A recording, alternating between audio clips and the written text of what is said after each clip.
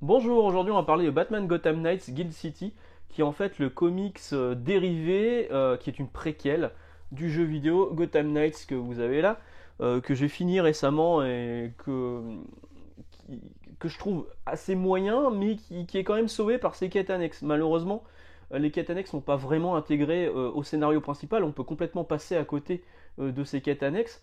Alors que c'est pour moi les plus intéressantes, les mieux mises en scène. Enfin, vraiment, c'est dommage de passer à côté. Donc faites-les si vous avez le jeu. L'histoire sur Clayface, sur Harley Quinn et sur Mister Freeze, ces quêtes annexes sont vraiment cool et pour moi ont sauvé le jeu, hein. Voilà. Donc là-dedans, ça démarre par le décès de Bruce Wayne Batman. Voilà, il est plus là, donc c'est ces acolytes qui viennent essayer de mettre un petit peu d'ordre dans Gotham City. Donc c'est les Gotham Knights. Vous avez Nightwing, Robin, Batgirl et Red Hood. Certains de ces personnages, vous les retrouvez là-dedans, dans le Gilded City. Donc ça, c'est la dernière enquête de Batman avant son décès au début de Batman de Gotham Knights. Alors, on va déjà parler des auteurs. Evan Narcisse, moi je ne le connaissais pas. A priori, il a fait du Black Panther. Il était journaliste. Il a interviewé Ta-Nehisi Coates, qui travaillait sur Black Panther, ils ont sympathisé. Donc, il a écrit quelques numéros de Black Panther. C'est ce que j'ai lu, hein. Moi, j'ai pas lu les Black Panther de Ta-Nehisi Coates, ça m'intéressait pas des masses. Donc, j'ai jamais vu passer son nom en fait avant, Evan Narcisse. Du coup, je me suis un peu renseigné dessus. Il a aussi, alors ça c'est rigolo, il est aussi scénariste sur les jeux vidéo Spider-Man d'Insomniac. Alors, ce qui est marrant, c'est que on reprochait aux jeux Spider-Man d'Insomniac, qui sont d'excellents jeux, hein, vraiment d'excellents titres Spider-Man, qui font partie des meilleurs jeux vidéo qu'il y a sur PS5 actuellement et déjà avant sur PS4. On reprochait à cette série de jeux de s'être librement inspiré de la série de jeux Batman Arkham Knight, Arkham City, etc., etc. Maintenant, c'est un peu l'inverse. On trouve que ce Gotham Knights s'est inspiré de Spider-Man. Ok, bon, c'est un peu le serpent qui se mord la queue. Et donc, c'est rigolo de voir qu'il a travaillé sur les jeux d'Insomniac qui se sont inspirés des jeux de Batman et que là, il scénarise le comic qui s'est tiré du jeu Batman. C'est un peu marrant.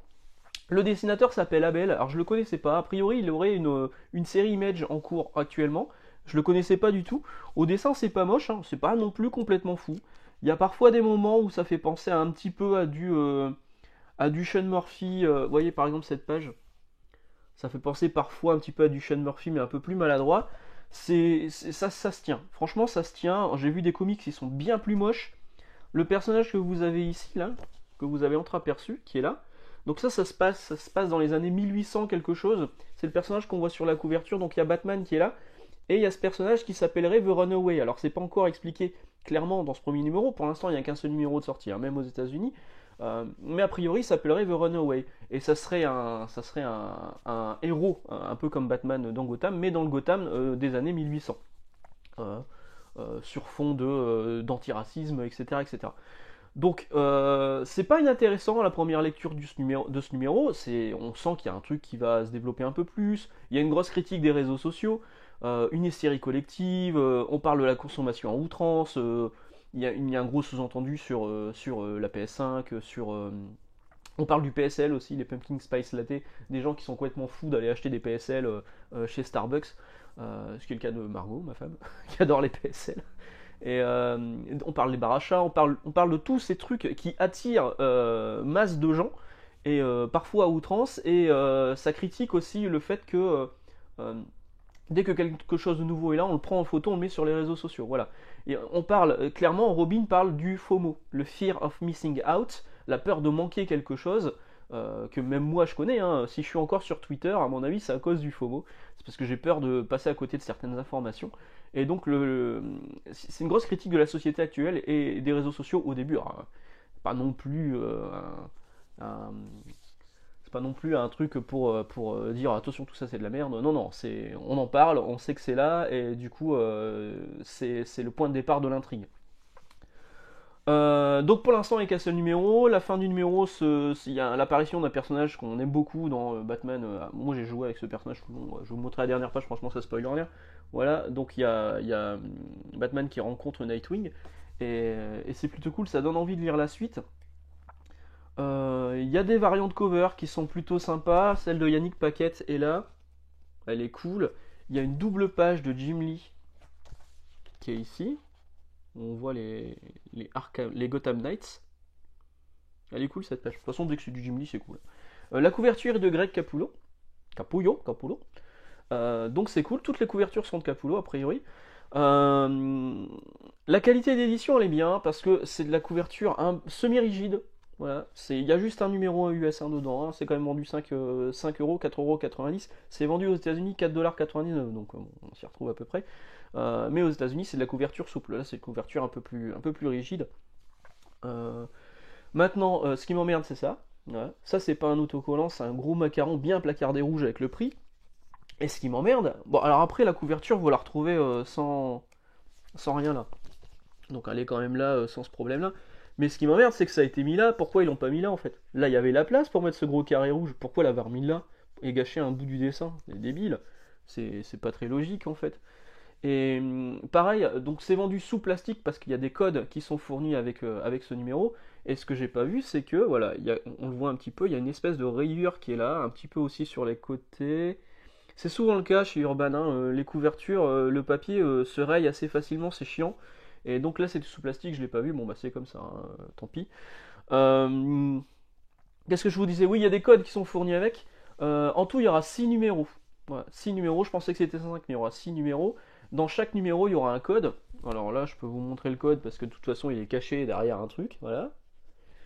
Il y aura 6 numéros. Et si vous rentrez les 6 codes bonus dans le jeu Gotham Knights, vous aurez un bonus supplémentaire. C'est-à-dire que chaque code débloque quelque chose. Là, sur le numéro 1, ça débloque un skin pour la moto qu'il y a dans Gotham Knights.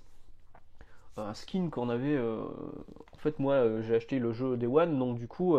il y a déjà un skin pour la moto, donc avec ce truc là, il y aura un deuxième skin pour la moto.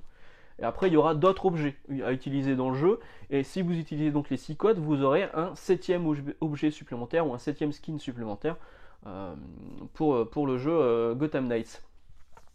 Donc c'est un peu le même principe que Marvel Fortnite, Marvel Cross Fortnite, ou que les Batman Fortnite qui étaient sortis également. Si vous faites le calcul, ça fait quand même beaucoup. Hein. Ça fait 5 euros, à peu près 5 euros par 6 numéros, ça fait 30 euros si mes calculs sont bons. Je suis nul en calcul mental, mais il me semble que c'est ça. Ça vous ferait 30 euros le tout. À savoir qu'il y aura sans doute une version reliée qui sortirait plus tard. Aux États-Unis, il y a déjà un trade paperback, un hardcover, donc ça sera en couverture dure, qui est annoncé pour le 25 juillet de l'année prochaine, donc dans loin. Et tout le monde aura oublié le jeu d'ici là. D'ailleurs, ce qui est un peu chiant, c'est que ça, en VO, c'est sorti le 25 octobre, la date de sortie du jeu, 25 octobre. En France, on y a eu droit au 7 novembre. Alors, c'est quand même pas très éloigné, mais le truc, c'est que moi, depuis la sortie du jeu, enfin le 7 novembre, la sortie de ça, le jeu, je l'ai retourné. Hein. Et est-ce que j'ai vraiment envie de me replonger dedans juste parce qu'il y a des codes là-dessus pour un skin sur la moto? Je suis pas certain. Donc, un numéro par mois jusqu'au numéro 6, avec des codes à chaque fois dedans. Voilà, j'espère que ça vous a un petit peu intéressé. Franchement, c'est pas une mauvaise lecture, mais le coût final, si vous jouez pas au jeu, de 30 balles juste pour avoir les 6 issues, je trouve ça trop cher. À la limite, attendez un TPB ou alors une version qui sera sans doute reliée par la suite. Parce que là, je vois en librairie, il y a des gens qui pensent que c'est un code Fortnite qui est à l'intérieur, et donc du coup, quand je vois quelqu'un qui est là et qui est avec les trucs Fortnite, machin, tout ça, j'ai attention, hein, c'est pas pour Fortnite, c'est pour le jeu Gotham Knights, parce que c'est pas précisé clairement. En fait, le visuel est exactement le même que sur les Batman Fortnite, avec exactement le même gros macaron, donc forcément, les gens qui sont pas renseignés peuvent se tromper et se retrouver avec un code qu'ils vont essayer de rentrer dans Fortnite qui marchera pas. Voilà. C'est expliqué à l'intérieur. Hein. Mais c'est expliqué à l'intérieur. Voilà, sur ce, excellente journée, excellente lecture. On se retrouve bientôt, on parlera de Powers. Ciao.